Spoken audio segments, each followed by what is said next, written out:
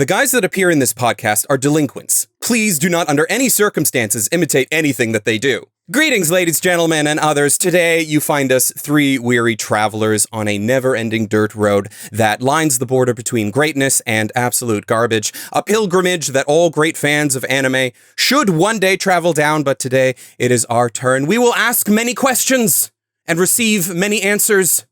Today's answer is Ningen Nate by Takuro Yoshida. I'm Tristan. I'm Miles. I'm Geoff. And this is our quest for the best. Welcome, everyone. How's everybody doing? Feeling like I need to spend a week preparing for my next intro? Goodness. Yeah, you really nailed that one. Half of it I just copy-pasted from other things. Anyway, welcome to Quest for the Best. I don't remember how far into this podcast we are, but that doesn't matter because we're going to do what we normally and almost always do, and that is to start with a question of the week. This week's question comes to us over the interwebs from David. No other name or whatever, because people can give us questions at our email, qftbpod@gmail.com. which I'm sure somebody will yell at me if that was incorrect, but I'm pretty sure that was all right. And the question for this week is, what are your top 3 cats in anime? Ooh. Now, if you two need some time, I don't. I have a very long list of cats. I know my first answer right away. Go ahead, Geoff. Which is Sensei from Planet With. Nice. I thought we were going to have the same one for a second. I'm pretty sure neither of you have even seen the anime from mine, which is Nyanko Sensei from Natsume Yujincho. But please, tell us about Planet With and your Sensei cat. So Planet With, if you haven't seen it, you need to see it. It's a mistake. Yeah. It's Satoshi Mizukami's first anime that he made as an original anime project.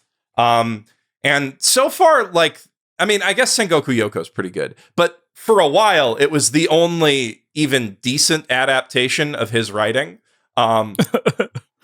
If you don't know Satoshi Mizukami, wrote one of the best manga of all time. Several of the best manga of all time. He's a seinen writer. He just does, very, very smart and interesting stories that, twist shonen tropes in very clever ways. Plus just great characters, great world building, great everything. He's goated. So he got tapped by, I forget the studio. I do question, what does this have to do with the cat specifically? Shit. Or is this just or is I'm this just an trying overall to sell people on Planet With. Okay, so in Planet With, the main character is the villain of a mecha Sentai story where there's aliens invading the planet, and there's these Sentai Rangers going out in their sort of psychologically powered mechs. It's a little bit Evangelion, a little bit Super Sentai, a little bit a lot of things. And the main character is the 6th Ranger bad guy type guy who's trying to stop them from stopping the alien invaders. Because in this show, the alien invaders are radical pacifists who are trying to destroy all of Earth's military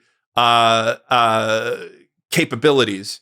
And Sensei is one of the evil generals of the evil alien armada that is invading Earth. He's a bipedal, non-talking cat.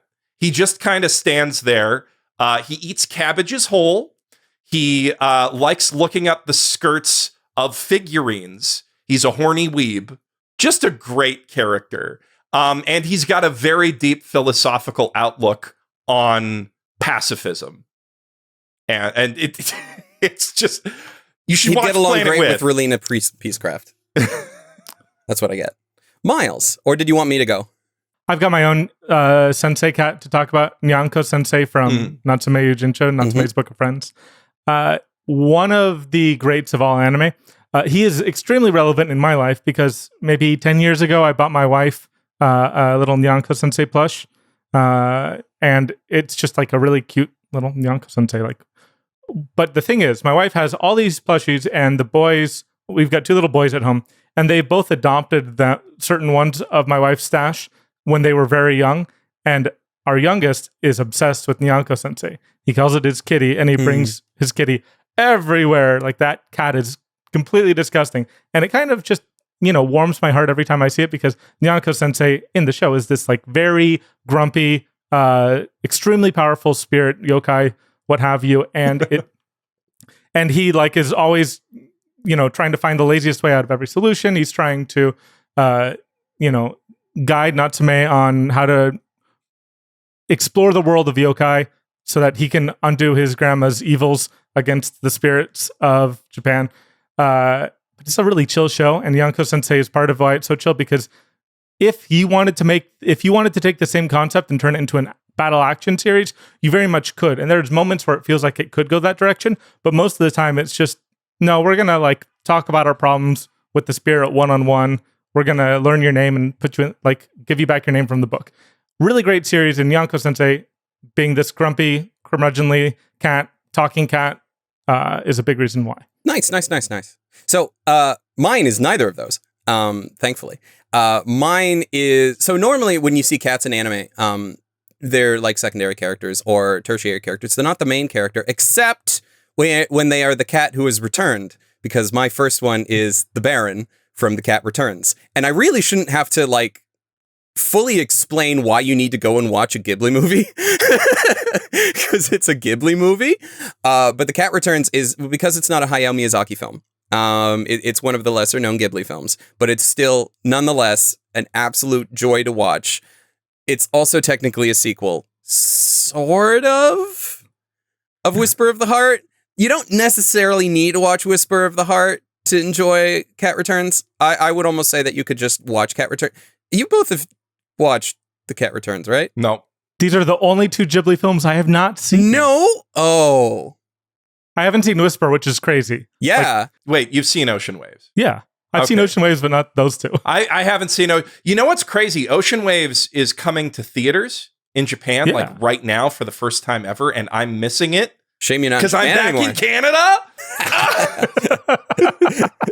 It's a great day for Canada, and therefore the world. So that was my first. Did we want to go around for 2? Because the question was top 3. So just to be clear, that's number 3 on my list. Oh, okay, whatever. I wasn't really ranking them. I guess we don't have to rank them. I'm just Mine's too not YouTuber ranked. brained. I'm like we gotta rank it. Okay. Next. Okay. Next is, does Turbo Granny count? Sure. I mean, yeah. Okay. Turbo Granny's a cat for a not insignificant amount of the show. Also, Turbo Granny is the exact same situation as Nyanko Sensei, where it's a yokai inhabiting the body of a lucky cat little statue thing. So, like, it's the same Turbo thing, Granny. Perfect. Except Natsume is a shoujo that, like, threatens to turn into a shonen battle anime. Dan is a shonen that threatens to turn into a shoujo romance anime. I just love Turbo Granny. She's such a sassy lady. You know the word that I wanted to say there. Yep. Can't say it. Because we're on Nope. Trying really hard to lose that explicit tag on iTunes. The Japan arc is going to be filled with it. Don't worry about it. I tried. I really tried. We all have been trying. Yeah. But then we also, really proud of you. Mm-hmm. We also went out and got some strong zeros before recording podcasts. Not the smartest ideas that we have done. Hey, no, it made it fun. It made it a fun. Yeah. It made it fun. Yeah. So Turbo Granny is just, she's hilarious. In the dub, she's voiced by Rita Repulsa, which is amazing. But she's great. Like both audio tracks are amazing, right? Yeah. Like it's a great sub, it's a great dub, great comic in general. I cannot quote literally almost any of my favorite lines from her because she's just like constantly calling people bastards. That's like the baseline swearing for her too, you know? Yeah. It's like I just love her. I love her. She's great. We have we didn't bring him back, but we have a lot of Turbo Granny merch already back in Japan. Anyway, Miles, take it away. Kind of in the opposite to where you have YouTube brain and you're like, let's do a numbered list, right? I really only have Nyanko Sensei. I don't like most cats in anime. I don't think any of them are memorable enough. I went through the top 40 or 50 cat characters on Anime Planet to just see if I was missing anything. And I'm like, oh yeah, there's a bunch of cats that are cute for a couple moments on screen. Okay, I'm just going to throw you a second one then that isn't on my list. You can take it. You can take it from But what me. if it's on my list? Okay, Tristan, you go, and then I'll give Miles. Okay, go. Okay. Cats are fine. So, well, I actually have a lot because I wrote more than 3 in case I needed it. But the next one is one of my favorites just because of how he shows up, and he never says a word. He doesn't need to. His appearance in every episode of the show is very brief, but it's Kuroneko from Trigun, who just appears in every episode. Doesn't matter, he's always there. Nobody acknowledges his existence. He is this black cat that is just existing and follows our main characters everywhere.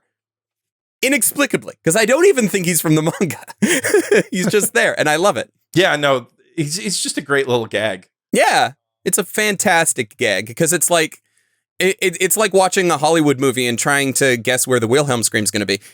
He's just going to be right there. Okay, Panda Man. Yeah. So my favorite cat of all time in anime, period, is Shampoo. Oh, that does count, huh? Mm. Yeah. Okay. Yeah. That's a good choice.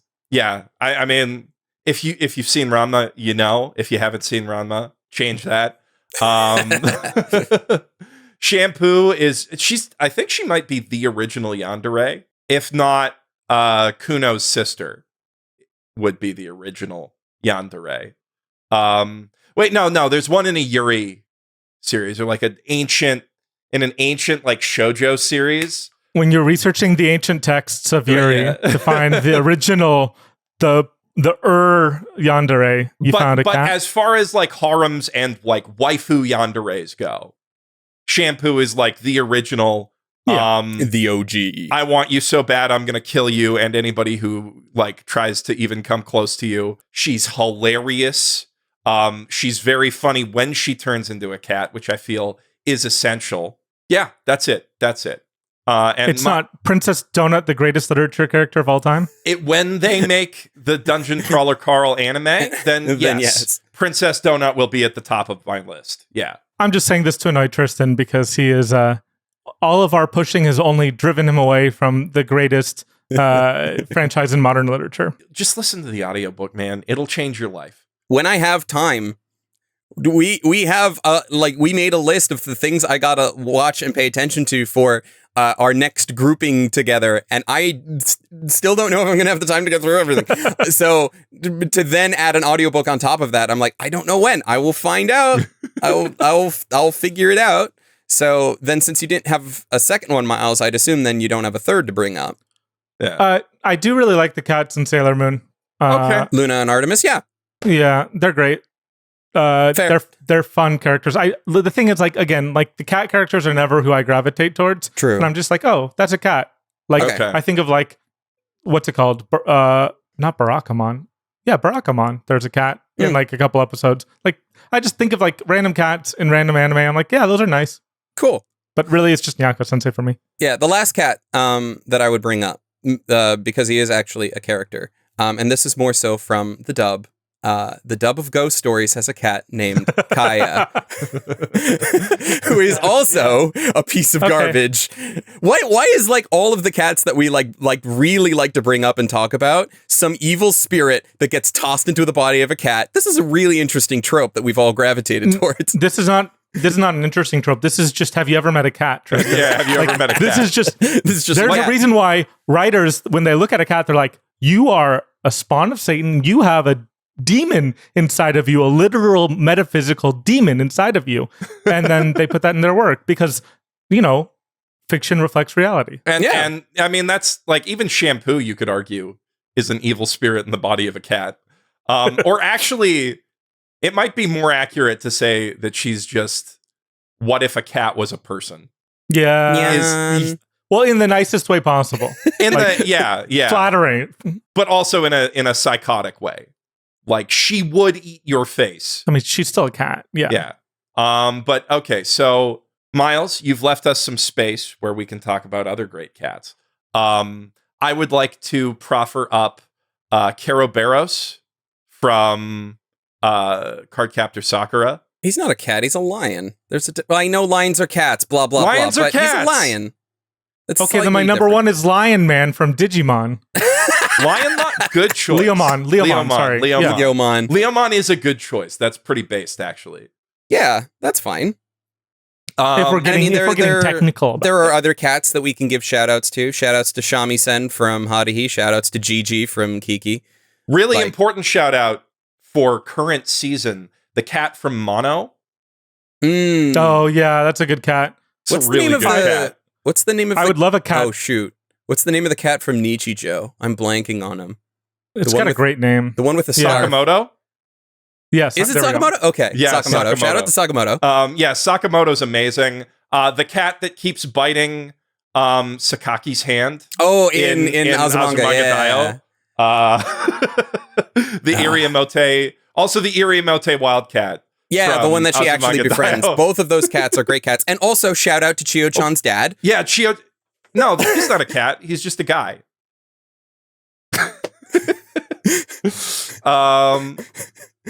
That would have made a really great segue if we didn't have to do a side quest first. Yeah, it would have been really good. And also, I got a couple more cats. Mystery Kiss from Odd Taxi. That's not a cat, though. That's just a guy. Yeah, I was about to say, All right. So with that, thank you for joining us for our question of the week. And we should move on, Geoff, to our kill quest, which is taking out an anime we all love for once. And yet, we don't love it enough. Yeah, just to be clear, because the last kill quest was an anime we were all kind of lukewarm on at best. I mean, that's generally how the kill quests have been so far, because this will be our third kill quest that we have done. But this kill quest is, I think I might actually make a case for this one being a list contender and something we should think about. But kill quest for the week is an anime you all know and love, even though nobody knows or loves the main character of that anime. It's One Punch Man. The story of a depressed superhero who got too strong and made his own job really boring. But also so easy that he doesn't get credit for how good he is. So basically, I'll at least give my argument for why this is a kill quest and not a contender. Okay. Anybody that knows me very well and has been following my content for a very long time knows that I have a particular saying. And that saying is that the ending is paramount, which normally refers to the actual endings of shows, which one could argue we haven't seen out of One Punch Man because it's a very long-running adaptation that we haven't seen an ending adaptation to it. However, it also applies to the fact that as great as its initial season was, and its initial season is absolutely stellar, it has been remarkably worse as time has passed. Got JC staffed. Like, unless we're going to start making exceptions of this is on the list, but only this season of it. Which, I mean, we might have to do for The Promised Neverland, because The Promised Neverland is like... I mean, that's the same problem. A perfect thriller. But like the first season is a perfect self-contained thriller. It is. That is kind of the interesting exception of Promised Neverland. Yeah. But I mean, I thought they never made a second season of that one. They did. They haven't yet. That's why we're, that's why it's we can put on the list. Yeah. I mean, one could argue that you only need the one season, and I'm sure many people have and will. No. Yeah. No, that's a bad argument. I know. It's tricky because like the first season of One Punch Man is an impeccable gag anime. It's great. Right? Yeah. A perfect escalation of stakes from episode to episode. Every joke lands. Like every punch lands. Every punch. Yeah. And it's a really just well-structured comedy story where they play out the joke of Saitama to its logical conclusion, I feel like. And then every season after that is taking that and turning it into a real story with like a very, very expansive supporting cast of characters, each of whom could be the main character of their own anime. You say could be, I would say should be, but they should be, yeah. And that's, you know, like Genos is like the protagonist of this really dark revenge story. Moomin Rider is just the best. You can do it, yeah. Tatsumaki and Fubuki are like literally gender flipped Mob Psycho 100, and also sort of the power dynamic, like the inverse of Ritsu and Mob's relationship. It's really, really, really, really good. You know, there's great characters, and that is kind of where the later seasons are still good, right? I would still recommend watching them. I'd more recommend watching the manga, and this isn't a top 100 manga of all time podcast. But also, you know, the joke of a superhero who's too strong and just like ruins all the buildup that the anime is trying to do is really funny. And they get a lot of mileage out of it. And it's never not funny, right?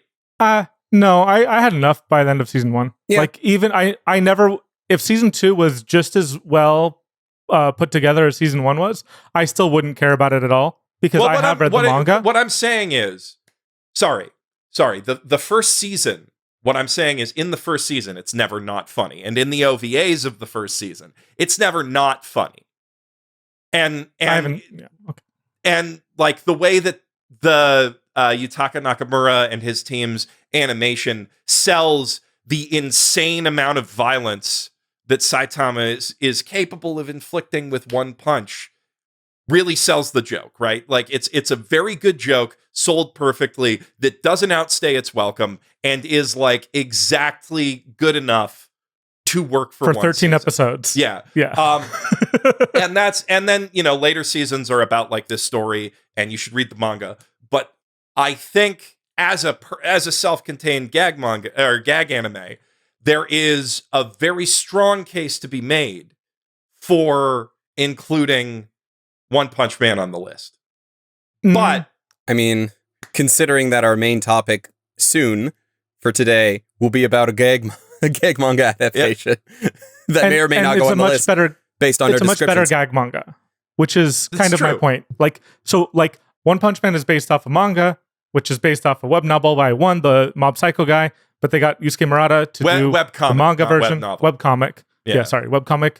And like, I really wish I just read the webcomic. I read the manga, and I've read past where into season 3 territory, and it's fine. I enjoy it. It's not like I originally like propped this up as a potential for Kill Quest because I liked season 1. Yeah, but I thought even at the time everyone was selling it as the greatest thing since sliced bread. And I'm like, yeah, I have seen sliced bread is the problem, and this is pretty funny and pretty well beautiful and pretty like great to watch, and the fights are great, and like Shingo Natsume got the greatest team possible assembled for season 1, and so it's like a visual marvel. It is, but at the same time, it's kind of just like a very straightforward premise. And yeah, like Geoff said, the Saitama is like the least interesting character in here, and even if the joke stays funny for that 12 episodes or whatever, and it did, yeah, and it did, like I watched it and I was like, that was fun. I'm done. I don't need anything else out of this world. And yet I still read the manga afterwards. Yeah. And that only kind of soured that original experience more, because I'm like, I just, like, there's so many great characters because one is like the greatest writer of all time. And the visuals look so wonderful. I just don't care as much as anything else in the world that fills these same gaps. Yeah, I would also rather read Mob Psycho 100 or listen or watch Mob Psycho 100. Watch all of Mob Psycho. I'd rather rewatch Mob Psycho than keep going. Even the first season of One Punch Man. Yep. And like, I think Mob is a substantially better story, right? Far and away. But one important thing is we're not comparing just One Punch Man to Mob Psycho. Like, we're not just saying all the anime we could put on. It's all anime of all time. And one thing I think that is smart that a lot of people do is they're like, you're making a top 100 movies list, one movie from one director. Like, Yeah. But the problem is, And we if don't you know if ask we're me gonna my do favorite that. movies of all time, we're not doing that. There's no way. Well, yeah, because then you That's can't the fill the thing. list Like, with Mamoru Oshii. Well, that's exactly like we Mamoru Oshii might, made. we might like, have to force you to pick like a top 3, top 5 Or something. Oshii Yeah. right, things. but like when you do that kind of narrowing, it kind of distorts the whole list. And so like I don't want to pick this. I don't want to exclude One Punch Man just because there is a better one adaptation going on. Yeah. Right? Just, Like, you don't want to that's exclude not it the because Mob Psycho exists. And I But also, also- think I also think like, yeah, if you're pulling a good list together, like the best possible list, right? If you're talking about the greatest anime films of all time, there's just going to be a lot of Miyazaki, Takahata, literally everything from Satoshi Kon, like literally Kon, everything from Satoshi Kon. I mean, we got to figure out, if we're doing movies separate from how we're doing movies. Yeah. We haven't fully figured that out, but we're gonna sit down and we're gonna nail it home. But later. yeah, like every Oshii movie is basically a contender. A contender. Yeah. Mhm. Every Kon movie is a contender. I mean, every Kon movie is almost a lock. Most Kawajiri movies too. Movies. Not everything that Kawajiri has done, based on what we've watched. I know that we all like Wicked City a lot. I don't think I would put Wicked City on the list. Let's have a Wicked City episode, Tristan. We should do a my Wicked God. City episode. That's Okay. you might have started. That's what started this whole thing. It is. But is that because it is deserving of that, or is that just happened to be the first Kawajiri thing that we all threw together to watch? No, there's a reason I wanted to watch it with you guys, because it's sick as hell. It is sick. I'm as not hell. saying that. It's sick as hell, Tristan. It's so cool. That's the thing. That's what's been bothering me with the list so much, is that anytime I say that something's not on the list, it gives off the impression that I hate it. And that's not the No, case. yeah. That is never the case. It's just we can only pick 100. Yeah. We Well, were stupid, crazy, idiotic people that said, no, we're going to do 100 because that's a nice round number and everybody likes top 100 bull craps. And then I'm like, but what about 101? What happens to the 101? Just make Do it a we top shun it? 1,000. Never stop podcasting. Never stop podcasting. We're going to go to the top infinity plus 1 entries of all time, which is just all anime. That's it. That's the joke. We're not just saying what's the best anime. We're just all telling you to watch more anime because you need to do that. You That's are it. right, though. We do have to pick 100, which is why we can't pick one. And Punch it Man. sucks. So this is why anytime I say something's not on the list, that's not me saying that something sucks. It really isn't. I want to nail that home so bad. Tristan, you missed the pun I was making. I'm saying we have to pick 100. 100. Like Mob Psycho 100, which is why we can't. I mean, yes, pick Mob Psycho 100. 100 is going to be on the list, but I know that you would place it in the number 1 spot. If I was given just the trying to chance. segue us back to One Punch Man. But Okay. One Punch Man, to my point, is not, and this is why I mean when I say I love One Punch Man. I think it's actually a very good anime. I don't think it's even in consideration. Like the reason I think it's a good quill quest is I don't think it's worth the conversation as a main topic, like plant, because there's just like, even like if we say Weekly Shonen Jump adaptations of gag action series, Sexy Commando. Sexy Commando. Gintama. Like Gintama. Absolutely Gintama. Yeah, There's just if we talk about this, like this we would get intersection, lynched. We would get lynched, and rightly so, if we gave a kill quest to Gintama. Yeah. No, we're doing it. That's going to be one of the hardest episodes, but Well, I mean, you maybe forcing us to watch Gintama. Forcing? Okay. Forcing makes it sound like we don't want to. Okay, giving us an excuse to watch literally all burned of Gintama. in my brain, except for the last like 20 episodes my wife watched without me. Giving me an excuse to watch literally all of Gintama. Forcing myself to do it is an important part of why this podcast exists. Yes, despite the fact that we do enjoy it, we would like watch it. It's good. If it was on and I was walking by, I'd stop. I would watch. I would enjoy my time. And I did enjoy my time. I loved my first watch of One Punch Man, right? Mhm. Like it was, and I do feel like it's an all-timer. Like if we were doing even top 150, maybe it would be 151. It's the Mewtwo of the list. the Mewtwo, yeah. No, like Mew. yeah. As I It's say Mew. this, I'm like, there's a lot of really good anime out there, right? And Yeah. I think the best case for One Punch Man is it does what it does really well. It's a very, very funny joke, well executed, like done up to the nines, right? And it's gotten a lot of guys in really good shape. That's true. Yeah, it is. No, like, it is that's a good actually motivator. It's really inspirational, and also you can do it too. 10 kilometers a day, 100 push-ups, 100 sit-ups. Go, go, go! It's not an unreasonable amount of exercise. Which is just the joke. But then if people want to take that as motivation, that's fine. Great. That's good. Good for them. There's a good amount of exercise. I don't do that much every day. No. Yeah, I don't either. Not even close. Like there's a part of me who really, really just loved One Punch Man, right? You know, when it was coming out. And I want to... It's very good. It is very popular, and rightly so. I want to give my younger self that boost of like, that anime you liked, it's still great, but also that anime you like is coming back in style. So if we recorded this 10 years ago, this would be on you would be fighting us tooth and nail, right? Yeah, probably. But I've just seen a lot more great anime since then. I think it's like top 25 for casual accessible anime. You know, like if you're gonna throw an anime at somebody that's just like, here's a really fun thing that's like great fights, great sense of humor. You don't need to have drunk the Kool-Aid. Yeah, you don't have to be a hardcore otaku because most of the jokes are like American superhero relevant. You appreciate it more the more Japanese culture you understand. But it's just like insane production values, 13 episodes of good time, right? Like if I was trying to get a total normie, for want of a better word, into anime, One Punch Man would be like in the 10 to 15 first anime that I introduced them to.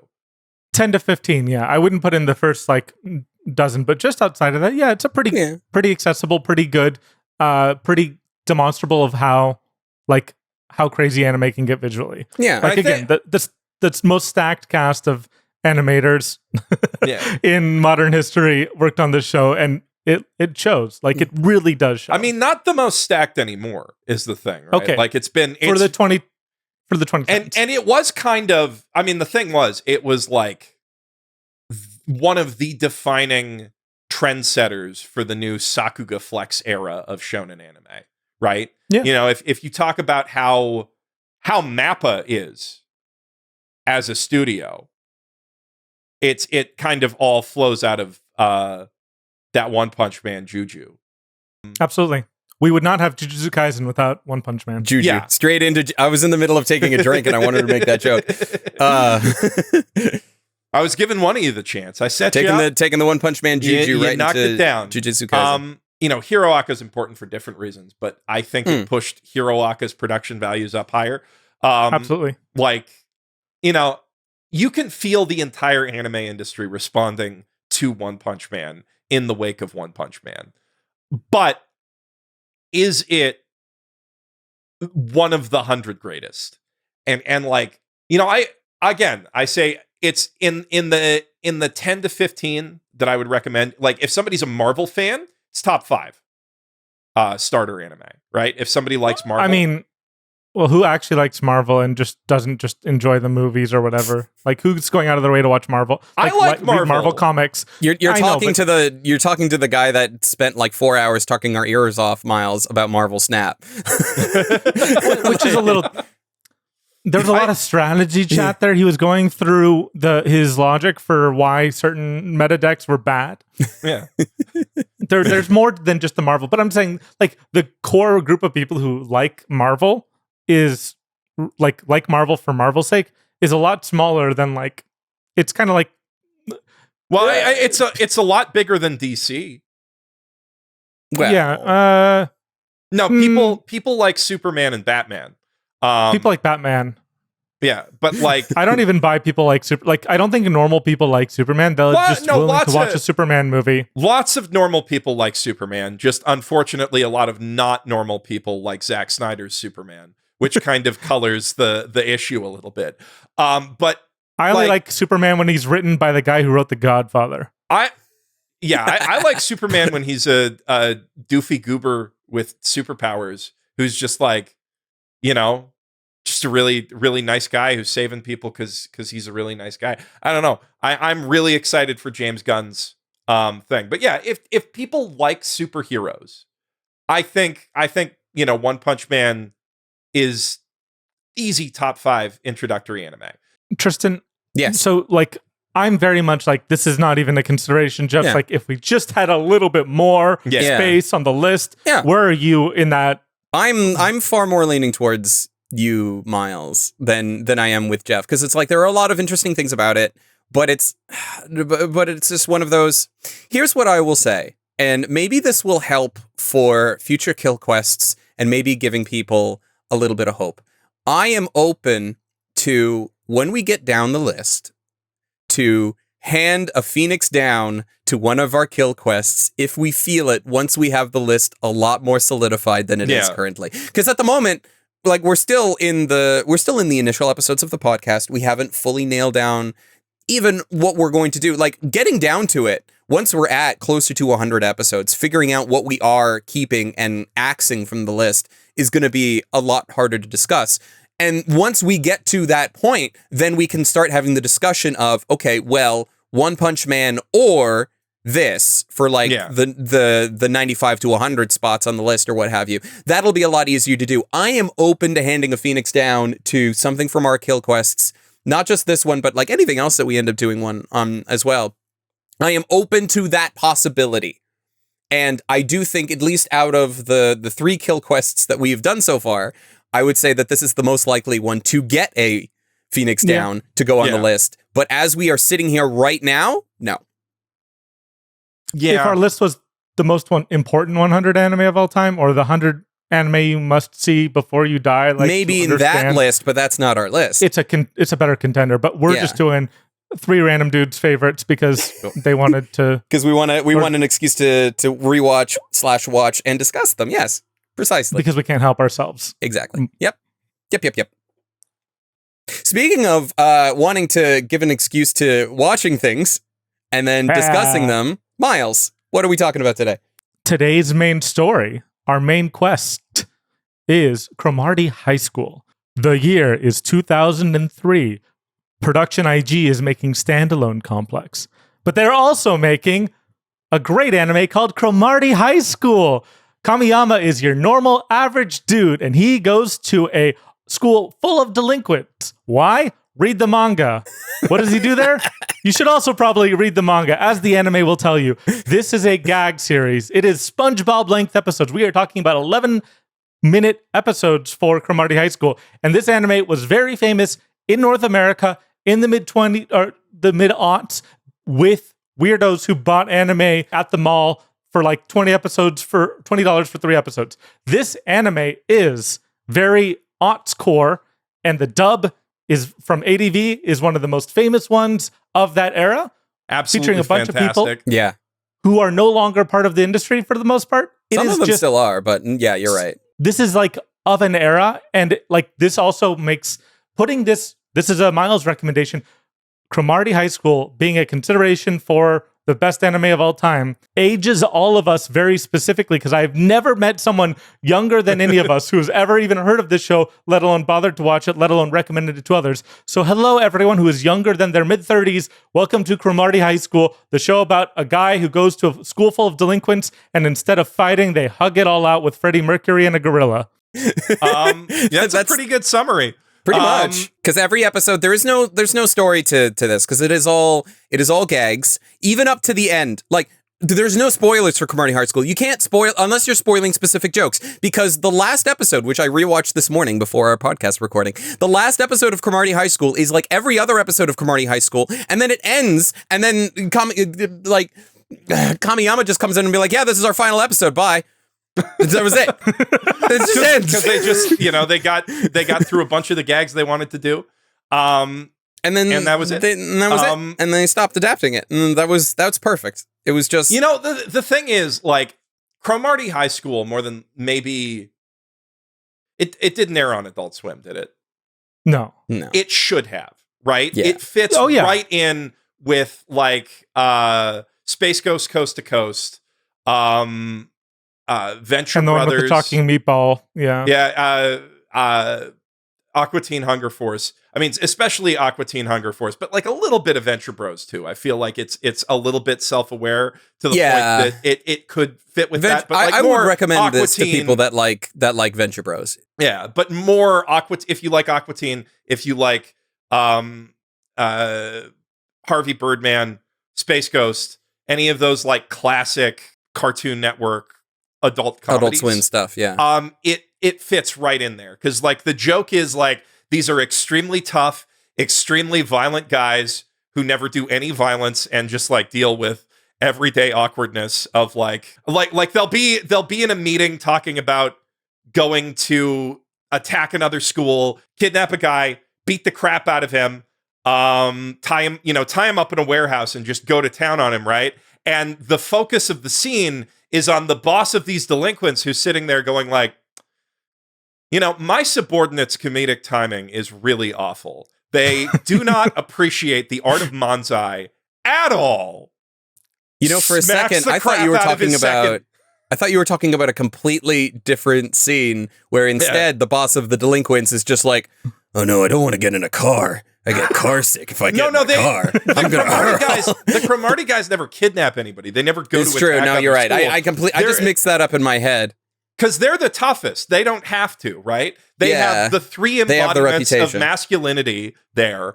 A literal gorilla, Freddie Mercury, and the nicest normal high school student guy. Yeah. Which is so great because normally he would be the straight man. Like, and the show kind of sets up Kamiyama. Occasionally he is the straight man. I'm not talking about Kamiyama. I'm talking about the very nice normal high schooler Mekazawa. Yeah. That's right. Most normal guy. Likes his friends, takes care of his friends, just the Drinks ultimate oil. embodiment of healthy masculinity and being a normal human guy. But Kamiyama too is kind of the fourth pillar. Except like the thing is they pitch Kamiyama as a normal guy going to a school full of crazy people, and then he's not fully craziest normal. Guy. The reason that he got into Cromartie is he's not normal. And it's just kind of slowly. And to find that out, you should read the manga. But I think the problem, I don't know if this is a problem that I have with Cromartie. Maybe it's more of a problem of talking about Cromartie. And it is making fun largely of a genre that doesn't exist anymore. Well, it barely existed in anime. Yeah, it barely existed in anime at the time. But we didn't see any of those in North America. You don't. We didn't the have closest the context for the jokes. The closest thing that you have nowadays is the closest anime in my head was the one that came out last year, Windbreaker, where it's the general. I know, and it's not even a good one. It's also it a is not. subversion. I guess no. There's Tokyo Revengers, kind of. No, the whole Gekiga era of like Yankee, like the delinquent manga of like the 70s, 80s, and like a little bit into the 90s, that era is so culturally Japanese and so separate from anything that like even now you cannot get most of the manga that this series is pulling inspiration from. And there's so many jokes like that don't like make any sense if you don't know those manga and like the tropes of the tropes of like delinquent stuff, like when they're like setting up their baseball team, and they're like, I think you can still do it very well. When they're setting up their baseball team, and they're like, oh, well, now that you say it, we've got a lot of replacements for baseball gear. They come out dressed as a biker gang, a Japanese biker gang.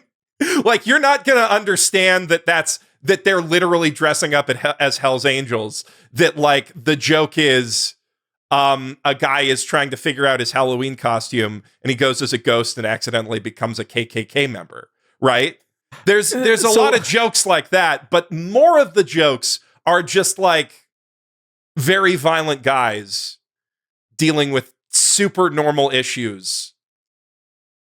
And like the joke should be boring, right? Like the joke should get old so quickly because it's like supposed to just be the contrast, the irony of like, oh, it's like the toughest student in the world, and like. no, he's just actually doing something simple, crazy. He gets car sick, like with their boss, like all that stuff. And that the car sick joke lasts for a whole episode, which only 11 minutes. But it also has the TQ pacing where it's like 400 jokes a minute. And it's kind of maddening and feels very ADHD core for something made in like 2003. Yeah. Which is why it would fit right on Adult Swim. But like the thing is, it's not like TQ, because TQ's jokes are very loud. And while Cromartie is like lol random, it's very quiet and laid back. I mean, lol random is kind of like, that's very dismissive of how well it sets up jokes and how well it like develops like a joke over an episode of the series. Yeah. He ate my pencil. Freddy, when they're lost in the woods, we're in the wrong room. Freddy keeps going to the ramen shop. And like then he hits the baseball, and like they think Freddy just hit the baseball really far because he's Freddy, but actually he was like trying to subtly guide them to the ramen shop without talking. There's like a lot of layers to that. Takenuchi, the car sick boss of the delinquents, who as soon as the motion sickness joke runs its course, he trying to get away from a motion sickness situation, accidentally ends up getting replaced by an airplane hijacker who's just this 30-year-old man who is obviously not him, just wearing a mask that says Takenuchi, and he's just in the class, and they all accept that he is Takenuchi for the rest of the series. But and that's the thing. That's why I kind of disagree that like the Yankee stuff, the like that cultural context it lives in is not super important to get a lot of out of this show, because I didn't the first time around. Yeah. Even now, like it's a weak spot for my like media appetite.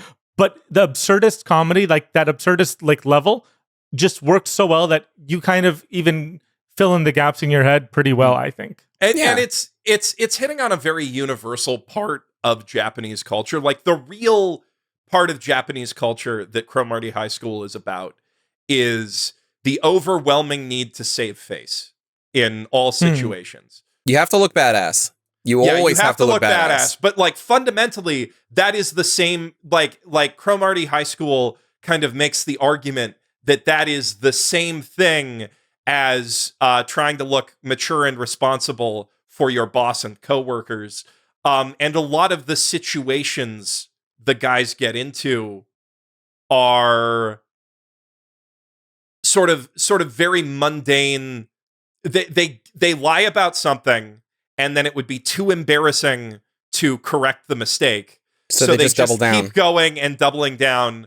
You know, like there's the guy who comes to take over the school because his dad's on the board of directors of like 13 high schools, but then he went to the wrong school. It's a public school. So he just pretends that his dad is the secret shadow prime minister of Japan, controlling the entire country from the shadows. And he's like, I'm trying to unseat my father for, noble moral purposes. And then the gang just, I'm spoiling too many jokes, but but I mean, but you didn't spoil like the greatest jokes of all time, which is anything involving Puton.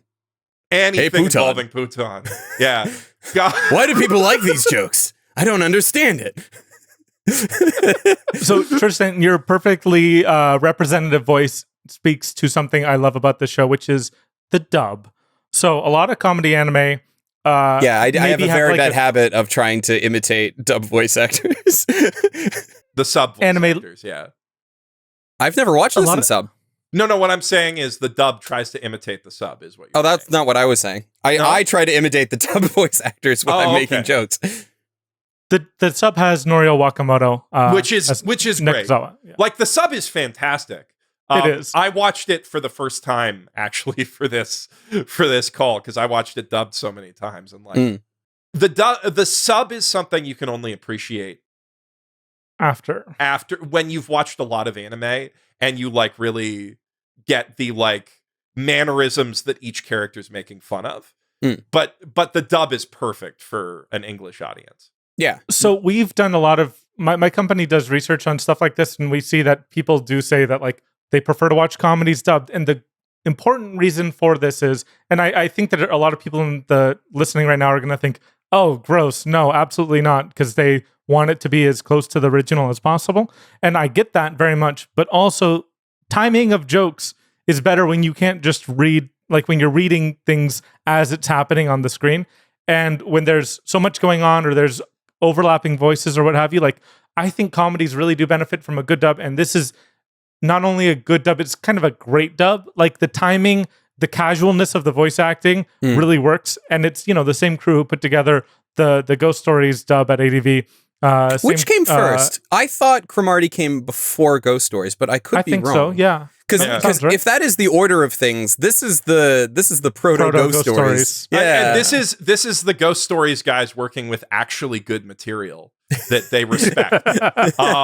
Until they work with material they don't necessarily. They only contractually respect. Yeah, but it is a great dub, right? I grew up on it, and it shaped a lot of my sense of humor.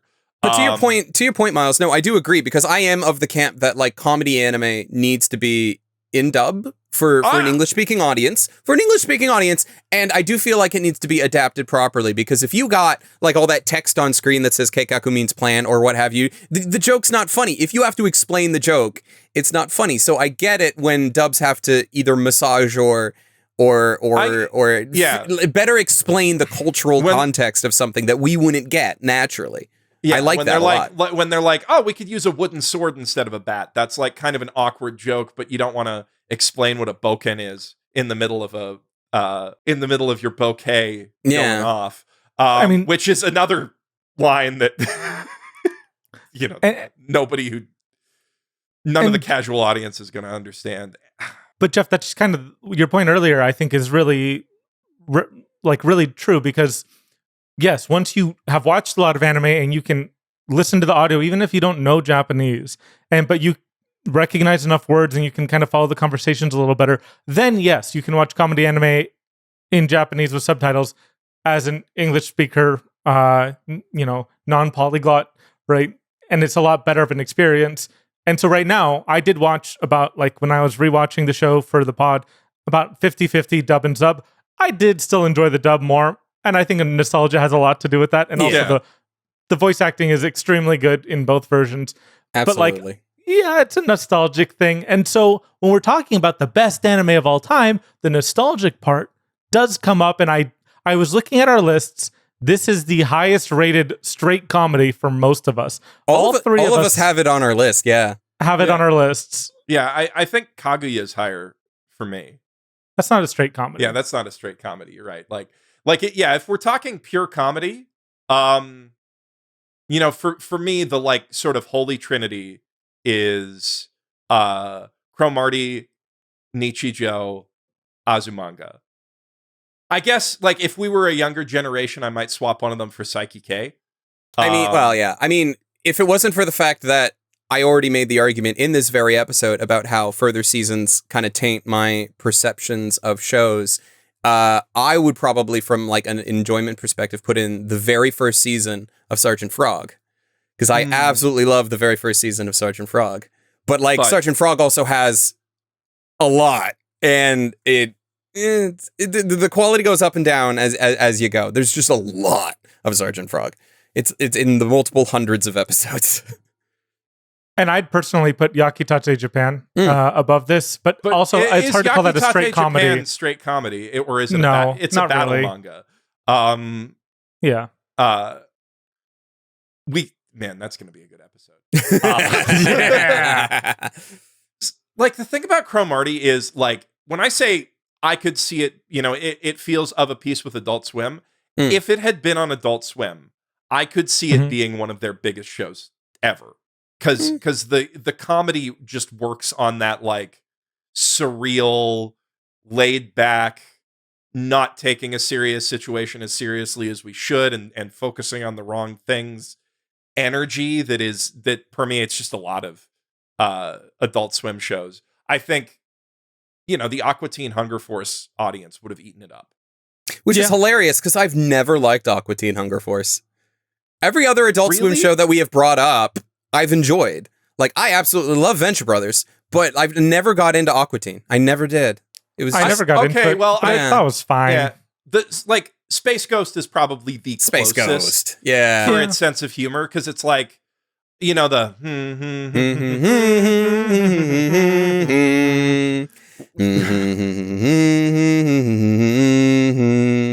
Tristan, you are making a nightmare for yourself trying to sync that up. And it'll be a good joke. Editor Tristan will happily do all of that. Yeah.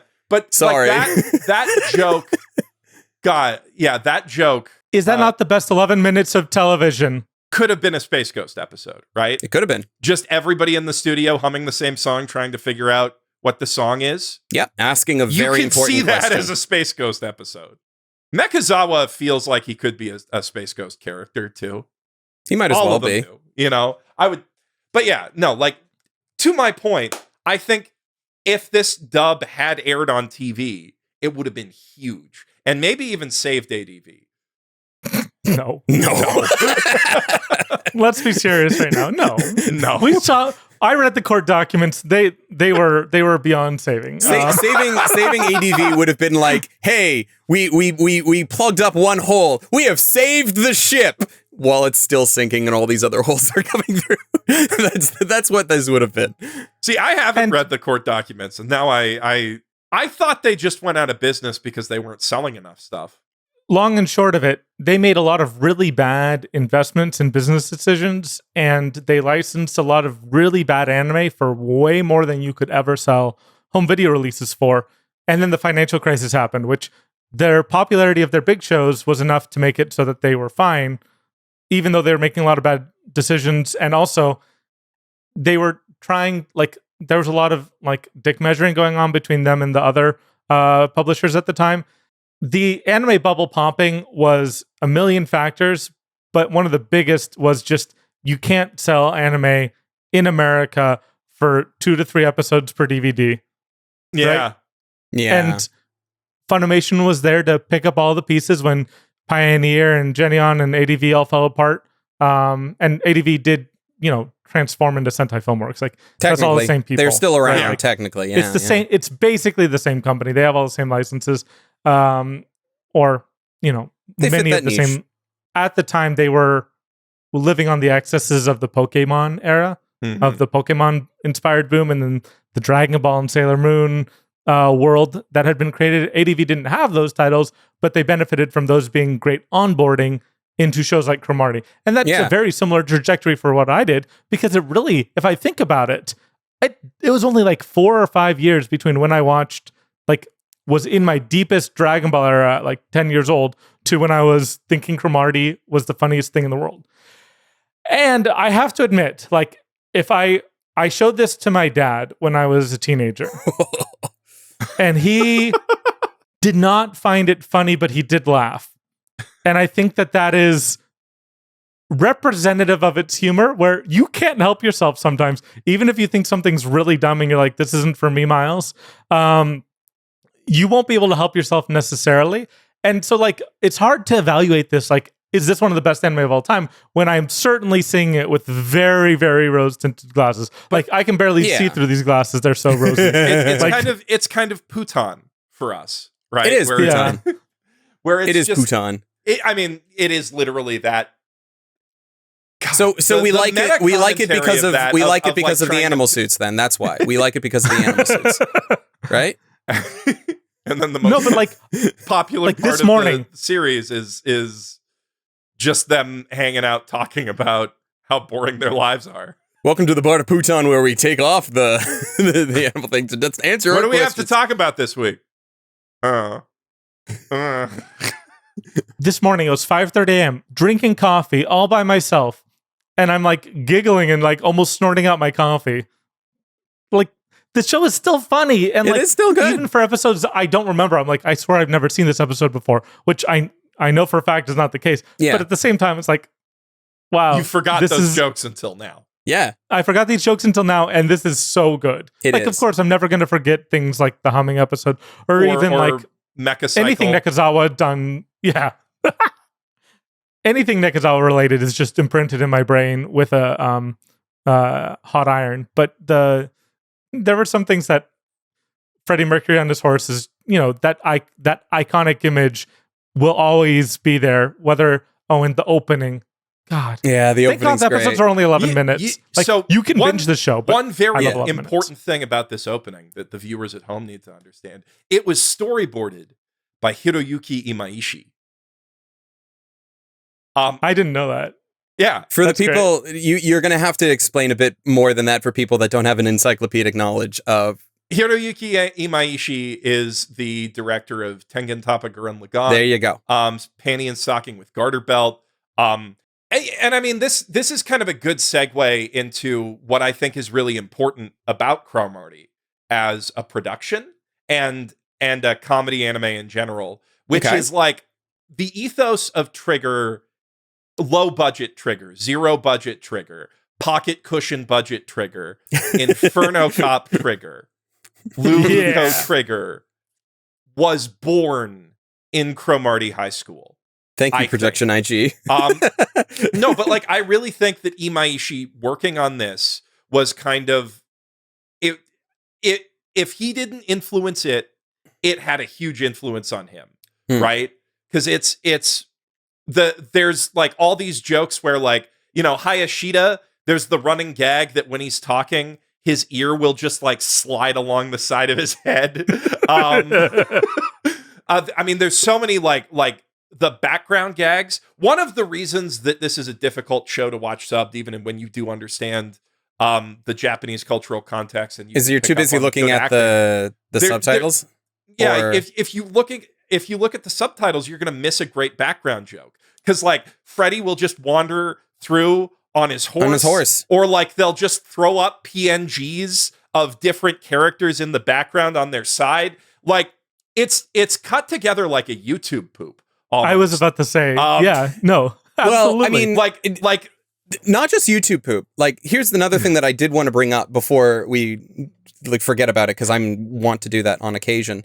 Because I watched the final episode today, as part of my rewatch going into it. I don't know if you two distinctly remember the final episode, but the start of the final episode is we're going to remake episode 1, but we're all high school girls in a royal, like not a royal, but a more noble, ritzy academy. But it's the same jokes under that mantra. And the entire time I was watching it, I was like, hey, I remember when in the mid-aughts, we would be watching like abridged anime on YouTube and watching like Yu-Gi-Oh! Abridged. And then there's the normal version of Yu-Gi-Oh! Abridged. And then there's Little Karibo coming in and doing, I'm going to redo that first episode of Yu-Gi-Oh! Abridged 5 times in different ways that all have this one gag to it that is stupid, but absolutely hilarious. And that is, it's the same thing. And it just works so well. It is, to me, like the nostalgia glasses, as Miles was saying, they're fogged to heck, and you can't see anything but nostalgia. But it's like, I remember that era of like internet culture and like comedy that I grew up with, that I spent time with. And it's just, I love it. It's so good. Do you know how there's that like joke on like Twitter and stuff about the original comic is always funnier? Yeah. Where people, I feel like whenever you saw Cromartie in an anime hell or something like that, I'm like, no, the original was funnier. The original's always better in those cases. Because Cromartie just has the sauce. And everyone who tries to like emulate it, like it feels like, it's kind of why like maybe Aqua Teen Hunger Force also, like, I like it, but it didn't do it for me in the same way. I feel like that's trying to be what Cromartie is. Yeah. And Cromartie is just effortlessly this stupid, absurdist comedy that, despite it being, pretty lowbrow at times, still works. Well, here's the thing, right? It's not lowbrow. I mean, it's midbrow, I would say. Midbrow is more accurate. Man, I was just watching the episode today, but the Afro guy who really likes comedy. What's his name? Yeah.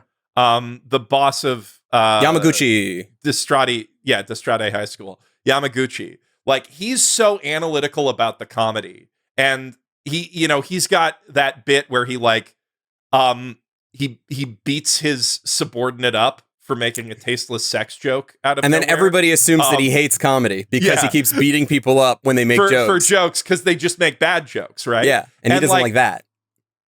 Cromartie, like, that character embodies a comedy snob, right? And the reason I think he does that so well is because the writer of Cromartie is also like a bit of a comedy snob, right?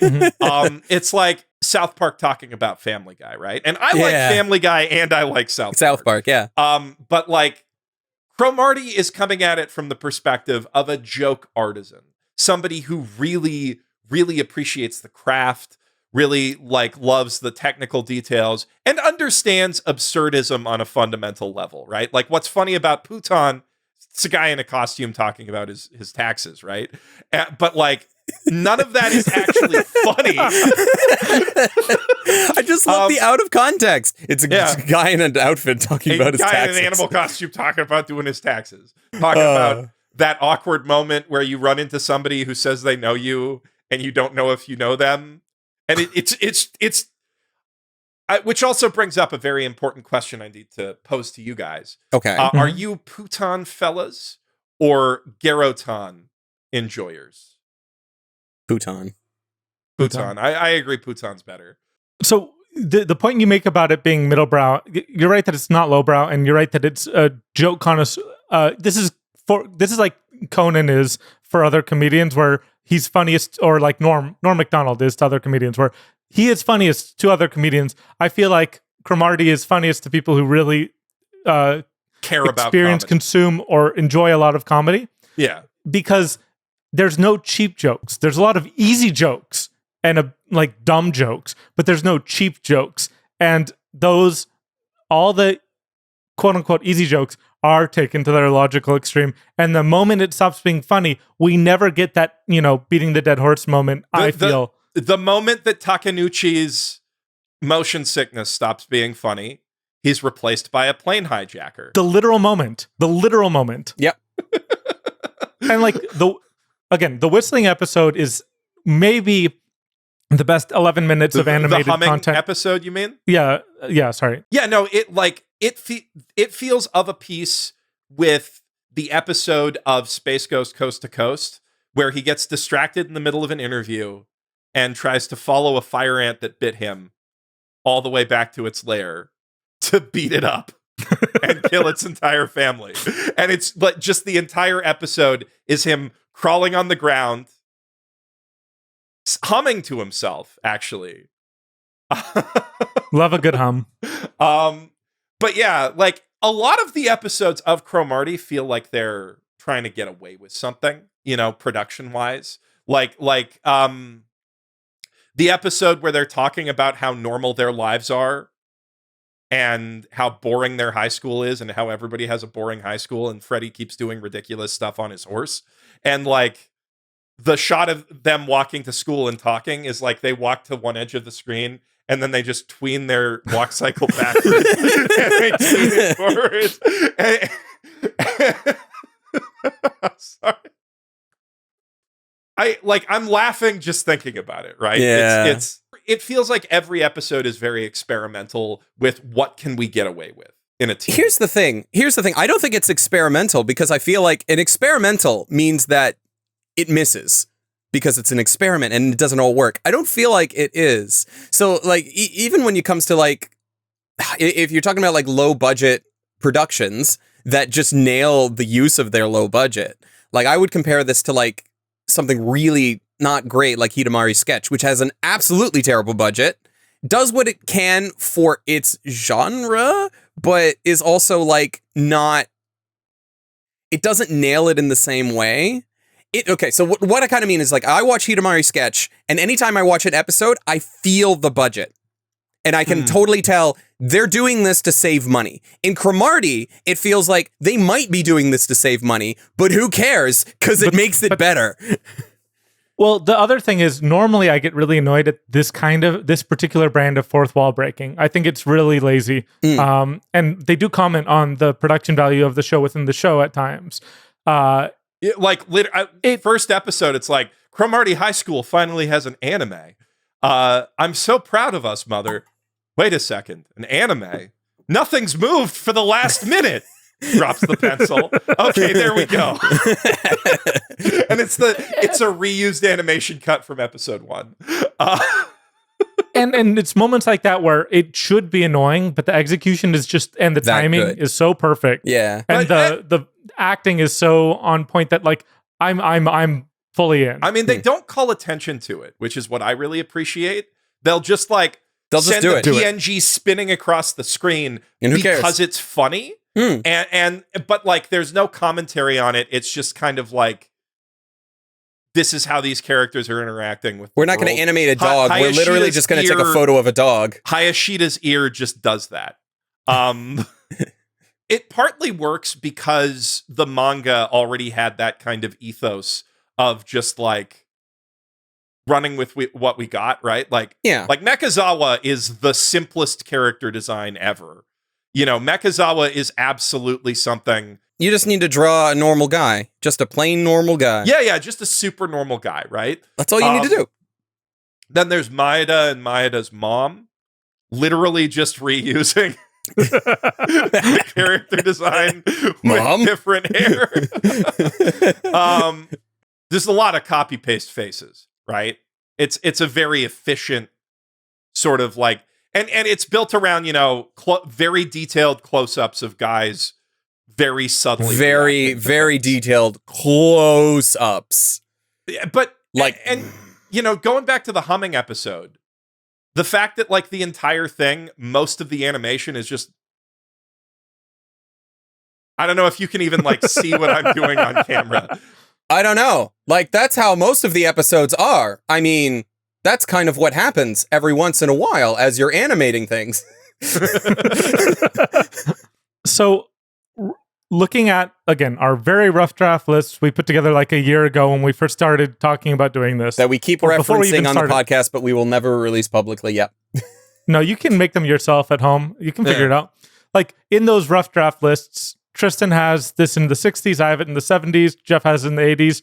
But I think, like I said, I think it's like the highest rated straight comedy for all of us. For all of us, it is, yeah.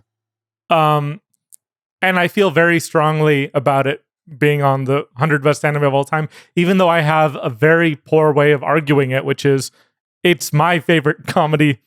Like, I still think of it as my favorite straight comedy.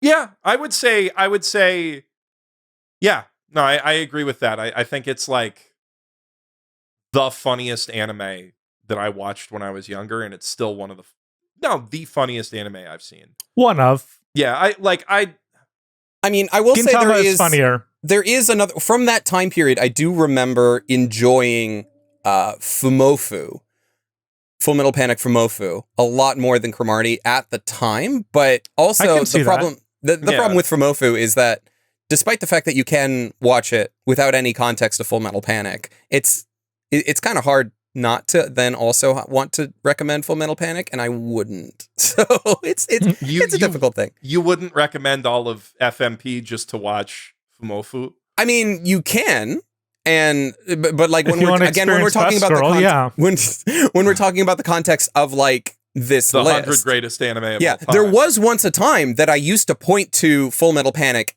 in totality and be like, this is like all of the in genres of anime that are unique to anime and were now at the time. It's dated at this point, but it's like if you want like anime hair and really funny, interesting gags and just weird anime stuff, Full Metal Panic was like the complete package for it. It's just now in future with hindsight and a lot more time because those were like early aughts. I'd still go back to Fumofu, but it's harder for me to recommend Fumofu as a standalone necessarily.